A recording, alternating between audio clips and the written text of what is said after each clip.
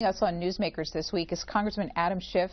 He represents Hollywood in the House of Representatives, and he's a senior member of the House Intelligence Committee. Mr. Schiff, thank you very much for being our guest this week. Great to be with you. Our two reporters are Mike Lillis of The Hill. He's a congressional reporter for the newspaper, and Chris Strohm, technology reporter for Bloomberg News. Thanks to both of you. Thanks. Congressman, it's an interesting week to have you here because we have had Edward Snowden just be a keynote speaker at the South by Southwest conference by video conference, and we've also had some very serious accusations by a supporter of the CIA, Dianne Feinstein, on the Senate floor that are making many people who cover this beat of national security and privacy wonder what is next in this national debate we're having. So let's start by asking your reaction to Senator Feinstein's accusations against the CIA and their spying on the Senate this week. Well, they're very serious allegations, and as you point out, they come from Senator Feinstein, who's been a great champion not only of the CIA, but of the intelligence community more generally. This is a senator who does her homework. She is very thoughtful and substantive, and I know did not take to the floor lightly. So her words carry great weight, and I think what's interesting about it, as the senator said on the House floor, one of the allegations is that the CIA was auditing the Senate computers, the Senate database, and although there have been denials of some of the more strident allegations against the CIA, there doesn't seem to be a denial that, in fact, the CIA did do some investigation of those computers without the Senate's authorization. That, to me, is a very big problem, a very serious problem. If the CIA was concerned, and as we've heard reports, that the Senate had access to documents that they weren't supposed to have, whether because the CIA was careless in putting them in the database that was given to the Senate, or someone inadvertently did it, or for whatever reason, that should have been taken up with Senator Feinstein. They should not have done any kind of a surreptitious look or inquiry or audit of those computers without clearing it with the Senate. So I think it's a very serious business, and we're going to have to get to the bottom of it, and I think it could have substantial repercussions. Mike Lillis. Mr. Schiff, more specifically on the CIA's response, Nancy Pelosi yesterday said that it was, on Thursday, said that Director Brennan's response was befuddling. She couldn't understand it, and that she also had very serious concerns with this whole process. I'm wondering what you think of his response. He's had all week to respond to all of this, and if you still have faith in him as director of the CIA. Well, I can understand, as a relatively new director, his wanting to go to bat and support his agency. But I don't think a confrontation with the Senate is in either his interest or the interest of the agency. So I've been a little bit taken aback by the degree to which they have really kind of pushed back without any kind of conciliation on this. So that has surprised me. My interactions with Director Brennan have been very positive. So there's nothing in my own personal encounters with him that has given me any pause. But I think that his first response should have been, if indeed they access these computers without going to the senators first and the chair of the committee first, that we made a mistake. We have concerns we need to explore with you, but we should have done this in an above-board fashion, working with you and not working against you. So it's not how I would have handled it, and I think it does raise some legitimate concerns. Congressman, what do you think are the next steps here with regard to the CIA? Senator Feinstein is obviously very upset with the idea that the CIA was searching the computers that were given to her staff to review the Bush administration's enhanced interrogation program. What's the next step here from your point of view that needs to be done? And also, what can you say about the underlying report that is at issue here? This is the report that looked into the enhanced interrogations, the waterboarding. What do you know about that? Well, I guess, a couple things. With respect to the report, I strongly believe that this should be declassified. There may be areas, obviously, that have to be redacted, but it should be available. This is a key debate that we've had over the last several years. That program is a thing of the past, but the debate goes on about whether it was useful, whether it was counterproductive. And it's at the heart of this current debate because one of the documents the CIA was concerned about the Senate having was an internal review by then Director Panetta that he commissioned that was more in line with the Senate report's conclusion that these techniques had not produced results than what the CIA formally responded with.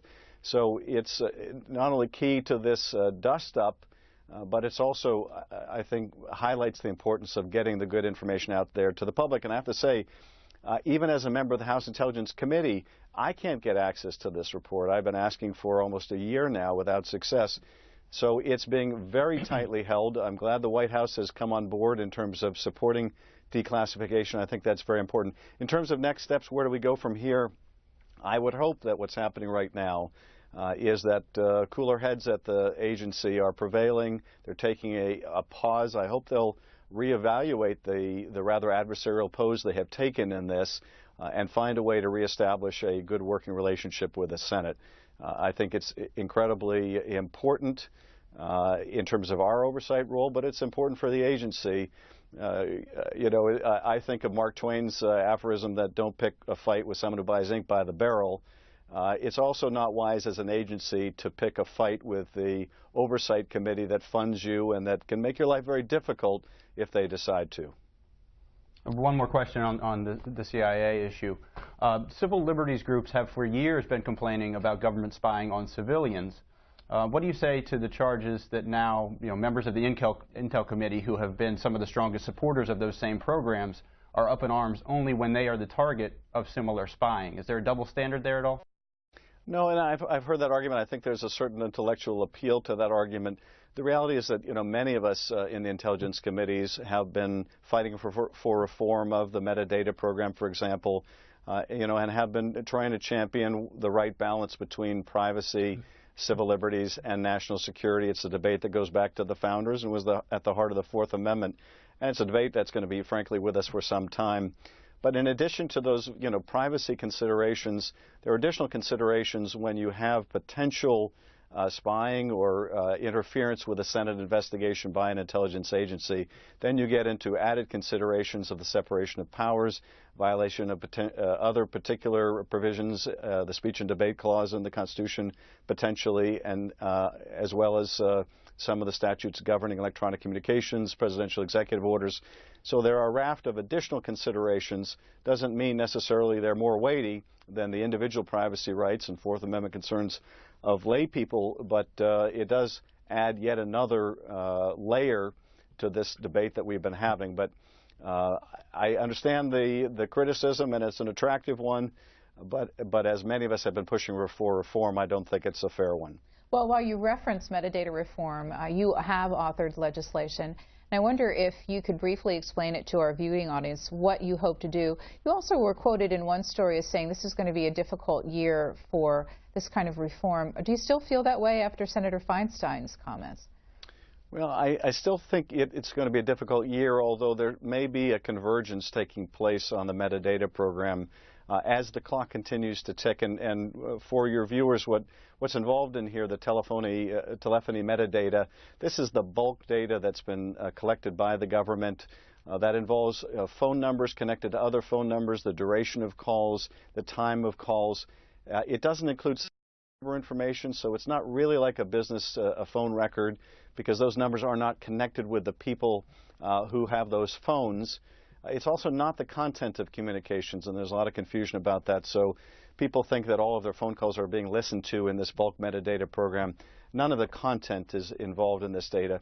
But nonetheless, it's a vast amount of data. It has the potential, if abused, to be used in a way that could tell things about what people are doing, who they're calling at what time, etc. So there are real privacy interests at stake. And I've been championing, among several others, a restructuring of the program, an end to bulk collection, a system where effectively we would go to the phone companies like we do in the criminal context when we believe a number is connected with a plot, rather than gathering all their data and then searching it ourselves when we believe a number is connected with a plot. And that's where I think we're headed. If we're successful, we can bring about those reforms proactively. If we're not successful, then in the middle of next year, that program will sunset and simply go away, and we'll largely move to the law enforcement kind of a model. And Congressman, I wanted to ask you about the National Security Agency spying in terms of going to do with the bulk phone records. The latest developments are that the Chairman Mike Rogers of the House Intelligence Committee and Congressman Ruppersberger are reaching some sort of an agreement for a bill to address the bulk records. What's your understanding of what that agreement is going to do? What are the sticking points with that right now? And what timeline do you think this might actually advance?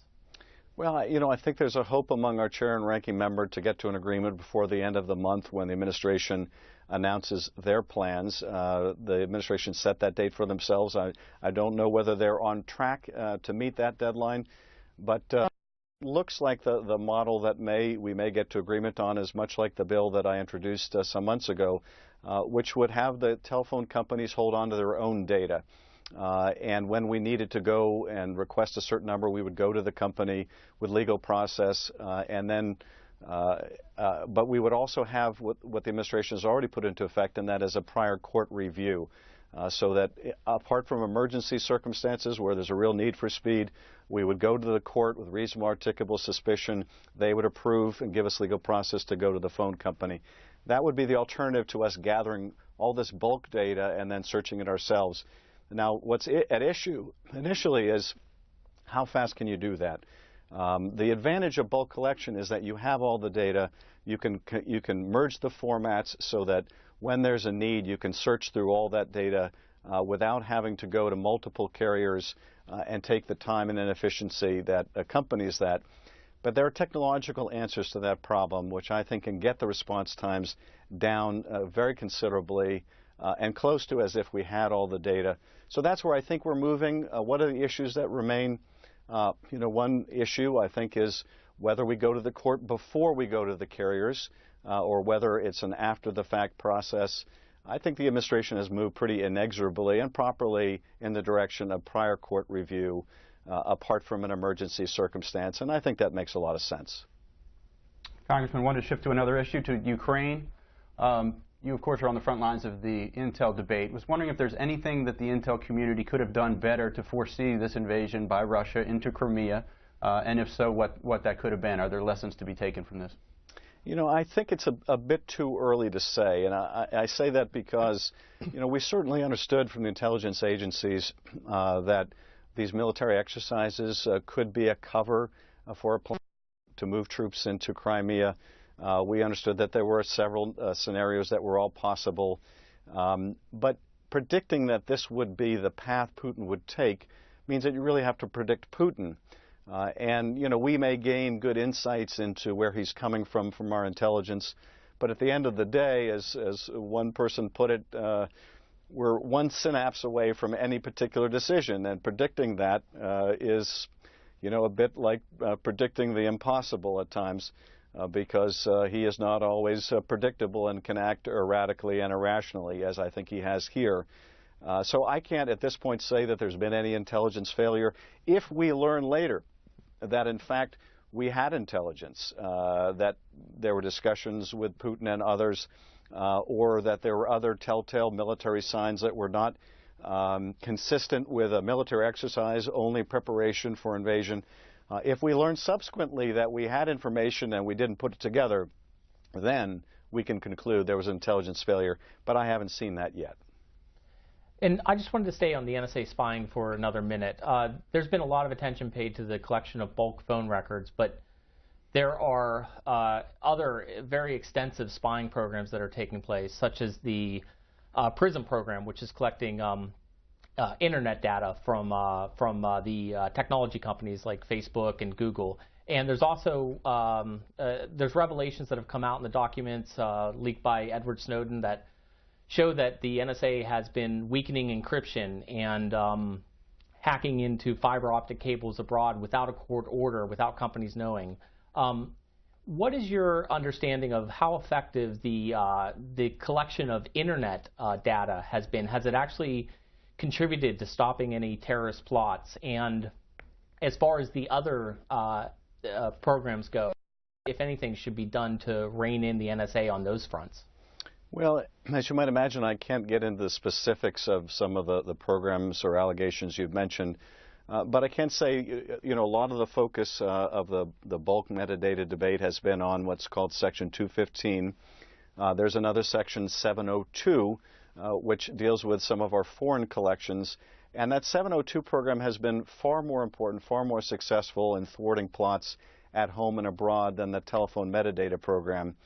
So it is a very important effort, not only to protect ourselves, but a lot of our allies, and indeed some of the allies that are most vociferously complaining right now, are the ones that have been the biggest beneficiaries of collection under 702.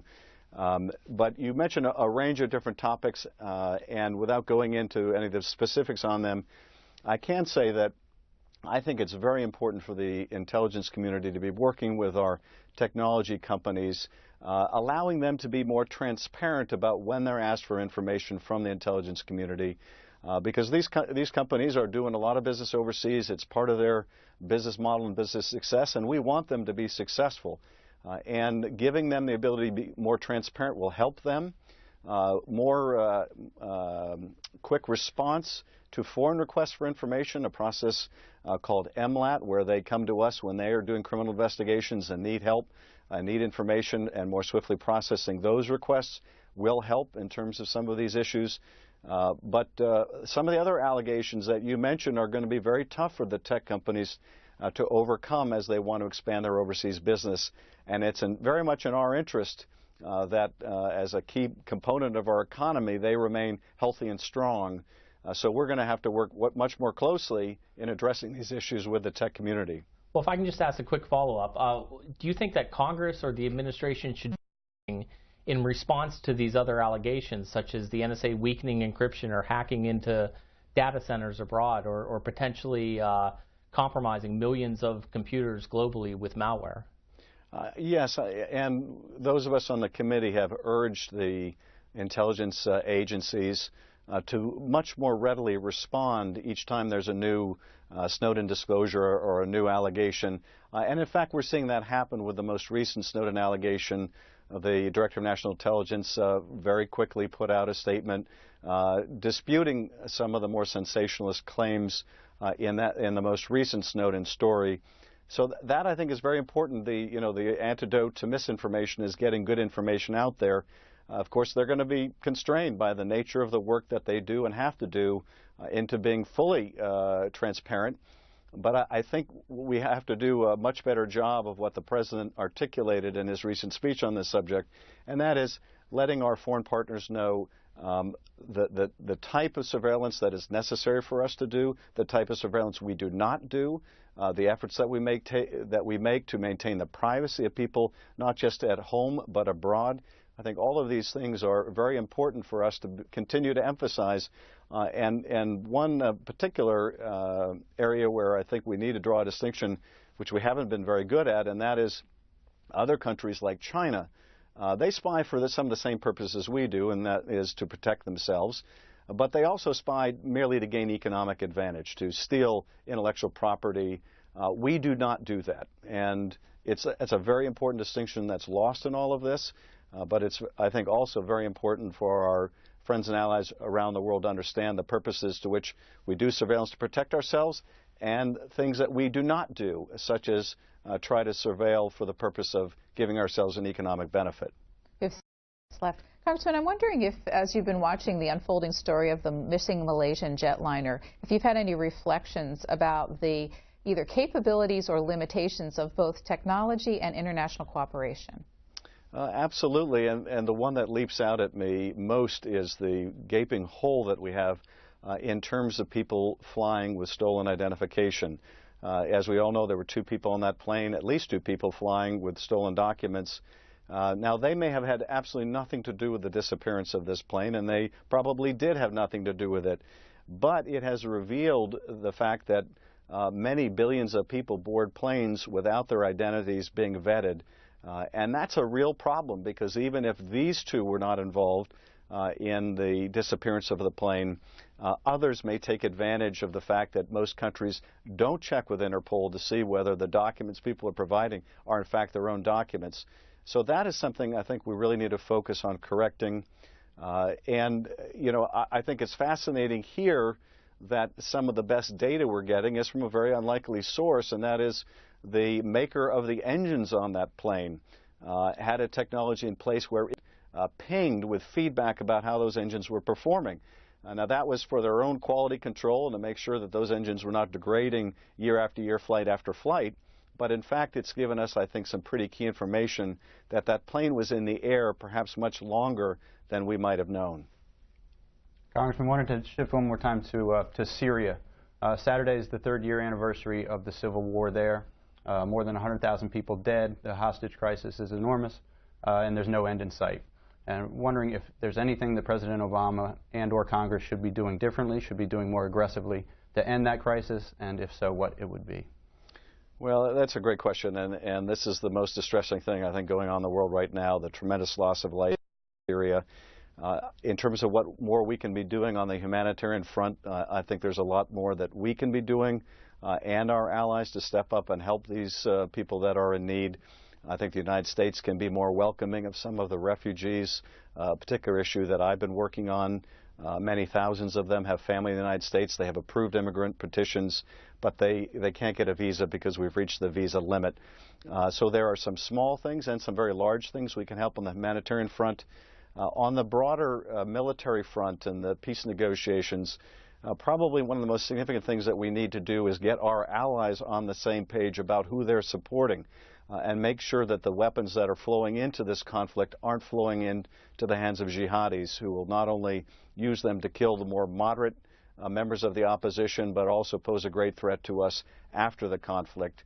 So I think that, frankly, is far more important than us getting involved as an arms supplier, and that is helping to direct the supply of an extraordinary amount of weapons that are already going into the region. Apart from that, it's just keeping up pressure on the diplomatic front, something that has become far more difficult with Russia's territorial aggression in Crimea. But nonetheless, as tough as it is, we have to try to keep the pressure on. I think that there is an answer to this conflict, and that is there isn't a single party that's fighting by proxy in Syria that views Assad as indispensable. So I think we can all agree on Assad going. We have difficulty agreeing on what should come next. But if we can focus on coming together in agreement, phasing him out, and trying to get to the basis of the subsequent successor regime, I think there's enough common ground to put an end to this war. We have 2 minutes left. Chris, closing comment or question on any topic, rather? Congressman, I just wanted to ask you, over the last year, it's been almost a year now since the revelations about spying have come out, and now we have additional revelations about the CIA spying on Senate staffers. I'm wondering if what you think about congressional oversight and whether it's failing, and whether there needs to be some kind of a substantial, significant reform to the congressional oversight process. The biggest problem, I think, in the oversight is the fact that there's such a tremendous mismatch of resources. You have the House and Senate Intelligence Committees that have a very talented staff, but a very small staff, and then you've got the behemoth agencies. And the reality is, you know, we can fight and we can oversee and we can dig and we will find certain things. But if the agencies are not forthcoming, we don't know necessarily the right questions to ask or the right places to look. So it's tremendously difficult. I think there are steps that we can take to improve our capabilities. But at the end of the day, we need the cooperation of the agencies themselves. And that's why it's so important that we have the right leadership of those agencies. And why this conflict within the CIA and the Senate may be so debilitating.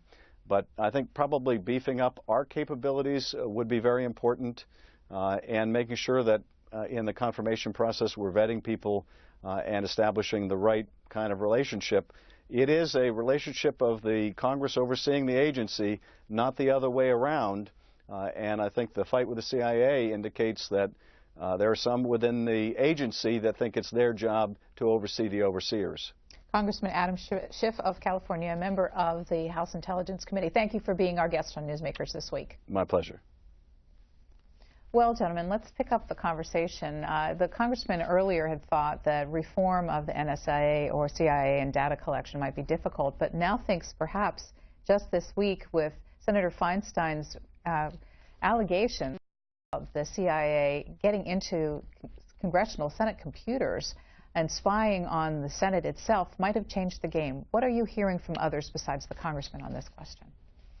Well, I thought it was really interesting that he said that there could be an agreement reached by the end of the month on the bulk phone records collection. Obviously, the administration they have their own timeline. President Obama has said that by the end of March 28th, they want to have some kind of a plan for going forward. But we don't know what that plan is going to be, because it could just be a plan to study it more or to put something in place that takes time. And it doesn't seem from what the congressman is saying that the Hill wants to wait very much longer. It has been almost a year since the revelations about the NSA spying came out. And so I think that the idea that there's going to be legislation taken up seems to be gaining momentum, especially given the CIA revelations. Question was asked about confidence in Director Brennan. Do you see change at all in that area? His response was interesting there as well, because you had Nancy Pelosi on Thursday, a very good friend of Director Brennan. She said, "I'll see him on Monday at St. Patrick's Day party," but she said, "I still don't understand any of his answers." And then you have Mr. Schiff here saying, "I kind of agree with Nancy Pelosi. We don't like the response. They've had plenty of time to come up with some kind of defense, and what we're hearing we don't like. This is a separation of powers issue. We want more intel, and this is a guy who can get it done." So yes, I think you're going to see a lot more criticism of Brennan in particular, because his response has just not been up to the standards of what Congress thinks it should be. To explain to the public on the reason for these debates, in some degrees it's because the pressure that's been put on of the existing policies and legislation, but also there's a sunset provision that's facing the original Patriot Act in 2015. How will that requirement to revisit some of these hasten Congress's approach to the discussion? Well, I look at that sunset as being the safety net to do something.